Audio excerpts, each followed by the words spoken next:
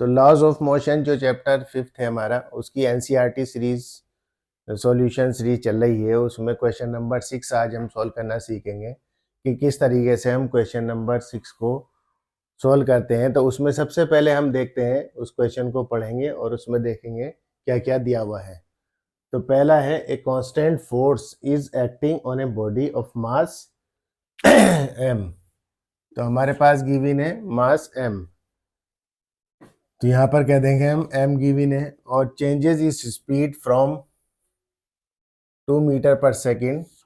तो ये आपकी इनिशियल वेलोसिटी हो गई, इसे कह सकते हैं हम u, और टू दिस वन, तो ये कह सकते हैं हम v, और ये आपका हो गया सेकेंड इन ए सेकेंड, तो ये हो गया हमारे पास t। स्पीड जो चेंज हो रही है उसकी 2 मीटर पर सेकेंड से 3.5 metre per second in 25 second. 25 second में ये चेंज हो जाती है। तो हम देखेंगे सबसे पहले कि ये टाइम दिया हुआ है।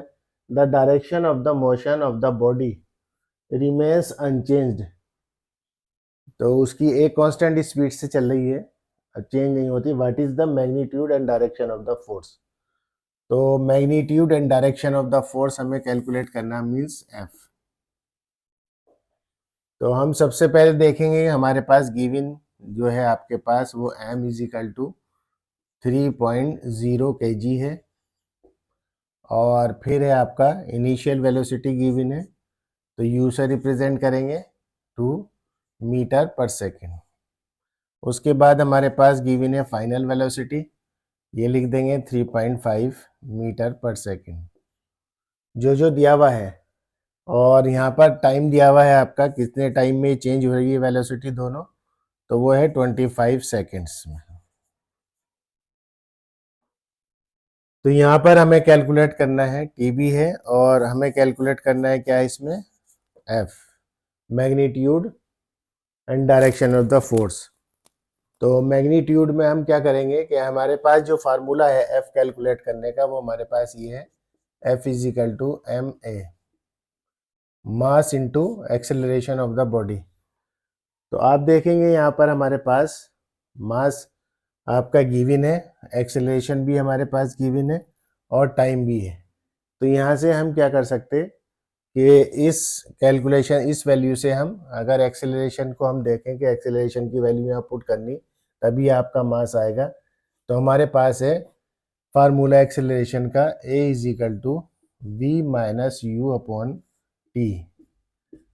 तो v हमारे पास फाइनल वेलोसिटी है 3.5, माइनस u है हमारे पास 2, और डिवाइडेड बाय t हमारे पास 25 सेकेंड्स गिवन है।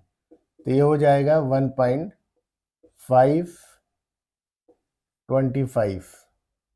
तो इसे कह सकते हैं हम 15, यह ये कर सकते हैं हम। अगर और थोड़ा सा एक्सपेंड करें तो यहाँ पर 10 आ जाएगा। अगर पॉइंट हटाएंगे हम तो यहाँ पर नीचे 10 आ जाएगा, 15। तो 15, 5 3 ज़ा 15, और 5 2 ज़ा 10, 2, और 25 ऐसे ही रहेगा। तो यहाँ पर आ जाएगा 3/50। तो ये कह सकते हैं हम कि अगर हमें कैलकुलेट करना है तो ऊपर 2 0 बढ़ाएंगे, ठीक है, अपॉन 50, और यहाँ पर 0.0, क्योंकि एक 0 बढ़ाया तो एक पॉइंट लेंगे, यहाँ पर 0 बढ़ा देंगे, और एक 0 और चाहिए हमें, तो एक 0 यहाँ रखना पड़ेगा। तो 5 6 ज़ा 30। तो ये हो गया आपका acceleration metre per second square. ये हमारे पास एक्सेलरेशन आ गया। तो अब हमारे पास इस फार्मूले में हम फोर्स निकालने के लिए रख सकते हैं, क्योंकि हमें यहाँ पर ए चाहिए था। तो एम की वैल्यू है 3, और आपका ए की वैल्यू है 0.06। तो ये हो गया आपका 0.18 न्यूटन। तो क्योंकि direction of the motion of the body उसी डायरेक्शन में रहेगी, सेम डायरेक्शन में रहेगी जिस डायरेक्शन में ये फोर्स होगा। तो फोर्स हमारा उसी डायरेक्शन में होगा जिस डायरेक्शन में जो मूवमेंट है किसी बॉडी का, या जो हमारे पास मूवमेंट हो रहा है, जो चेंज हो रही है स्पीड, रिमेन अनचेंज, तो उसी डायरेक्शन में हमारा फोर्स लगेगा, तो फोर्स का मैग्नीट्यूड हो जाएगा आपका F 0.18 न्यूटन। तो इस तरह से हम कैलकुलेट कर सकते हैं। पहले स्टेप में हम लिखते हैं कि हमारे पास समझ के क्वेश्चन को पढ़ के कि क्या क्या गिवन है, क्या दिया हुआ है। दिया हुआ होने के बाद हमें कैलकुलेट क्या करना है, एफ करना है। एफ के लिए हमारा सिंपल फार्मूला है F is equal to M A है। उसके बाद ये देखना है कि ए हम कहाँ से निकाल सकते हैं, तब हमारे पास एम डायरेक्ट गिवन है, ए हमारे पास इनडायरेक्ट है।